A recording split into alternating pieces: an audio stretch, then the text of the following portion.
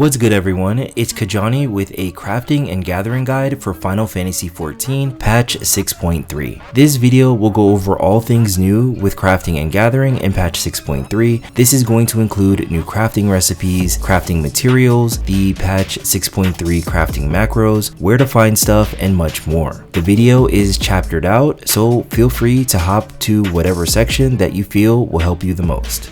The biggest question for crafters and gatherers for patch 6.3 is how soon do I need to upgrade my current crafting and gathering gear to the new Indagator gear set that was released in this patch? The answer to that question is that there is no rush to upgrade to the Indagator gear set at the present moment. I'd say that you'd at least want to have the Indagator gear set by patch 6.35 and definitely have it by patch 6.4. In patch 6.35, we are getting the first step of the Endwalker Disciple of Hand and Disciple of Land Relic tool questline known as the Splendorous tools. Although the first step shouldn't be too difficult, the better gear that you have, the easier completing the first step will be. The 0.35 patch is generally released 2 months after the main patch, so we are looking at a release date of about mid to late March.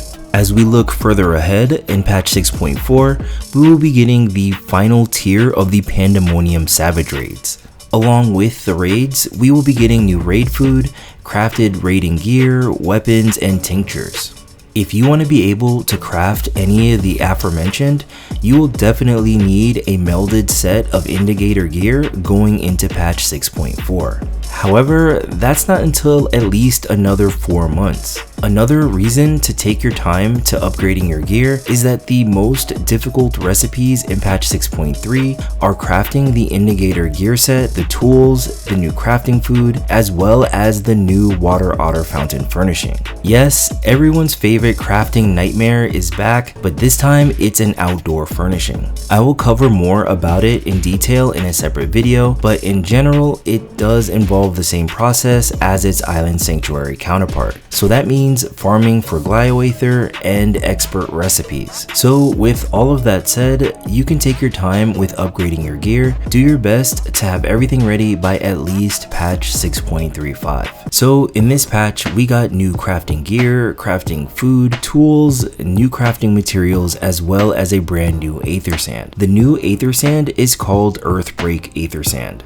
You can get Earthbreak Aethersand by using ethereal reduction on the items that are listed on the screen. For the timers and locations for the botanist and miner materials, check Garland Tools. Their website has been updated to include the ephemeral nodes used to obtain the earthen quartz and the Sephora root necessary to farm the Earthbreak Aethersand. Here, you can also find the timers for the legendary nodes containing the new crafting mats and the relevant previously released crafting mats needed to craft all the new stuff in patch 6.3. You may need high quality Teganita to meet the breakpoints to gather at the legendary nodes. To farm Earthbreak Aethersand with your fisher, we are headed to Upper Lenosia. I will not be disrespecting your ears today by trying to pronounce the name of the fish, so I put it on the screen. The guppy is a small, fast moving fish. Make sure when you're farming for Earthbreak Aethersand that you turn on your collector's glove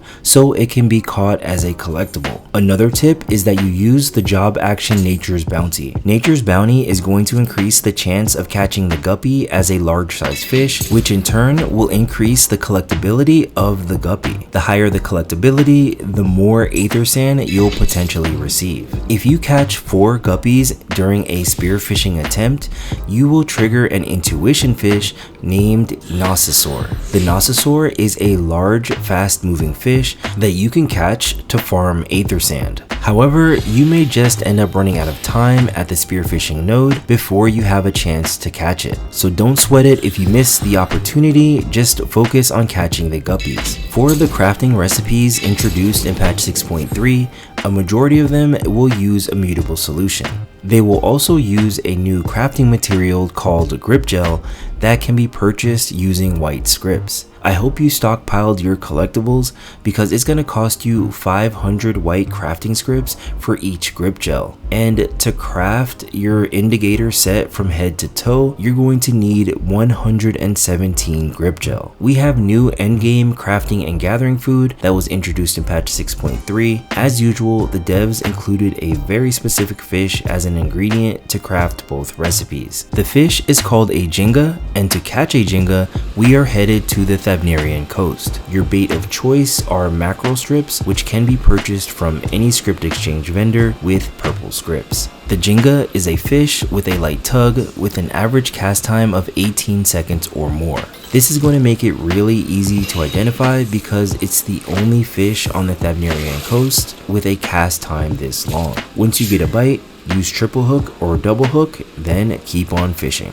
Fortunately, it only takes one Jhinga to craft either of the new recipes, so you won't be out here farming for too long.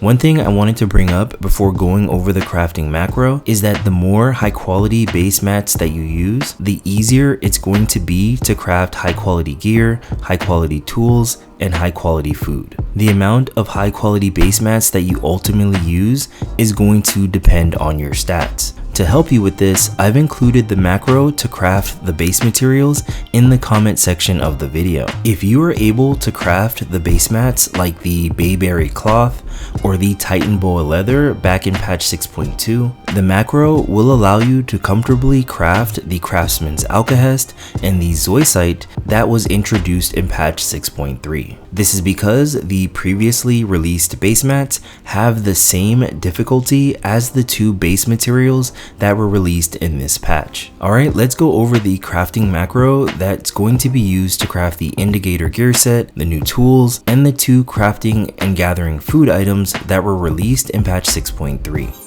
Alright, for this example, let's craft some Indagator boots of crafting. So I'm going to use the maximum amount of base materials, so that's going to be 3 Alkahest, 3 leather, 3 cloths. The grip gel cannot be high quality.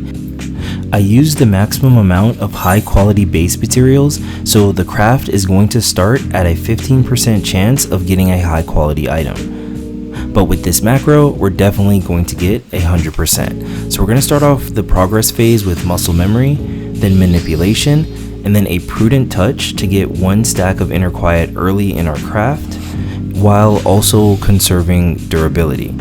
Let's go ahead and use veneration and then a waste not 2. The waste not 2 is going to help us conserve durability in both our progress phase and our quality phase.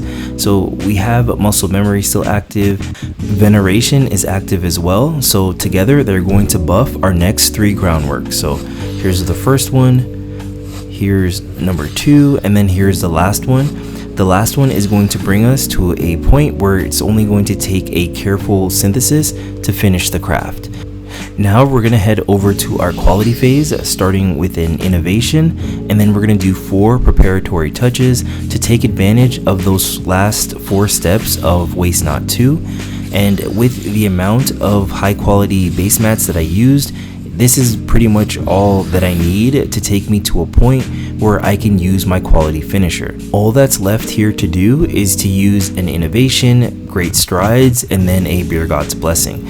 So let's head over to the calculations window so you see the value of my Beer God's Blessing. That's not quite enough to get to 100%, so I'm going to use great strides. I got a good here. I'm going to ignore the good just for the sake of this video, so I'm going to use observe to get rid of the good condition. So there you go, bye bye good. So now you see the value of my Beer God's Blessing with great strides. I want to be super comfortable with my macro to make sure that I always get 100%. So I'm going to go ahead and use innovation there. That's more than enough to get 100%. So go ahead and use Beer God's Blessing. Got my 100%. I'm going to use careful synthesis to finish the craft. Let's hear that high quality sound. And there we go. So that's all I got for this crafting and gathering guide for patch 6.3. I hope you found the video useful. If you have any questions, leave them in the comments. If not, thanks for watching. I will catch y'all in the next video. Until next time, peace.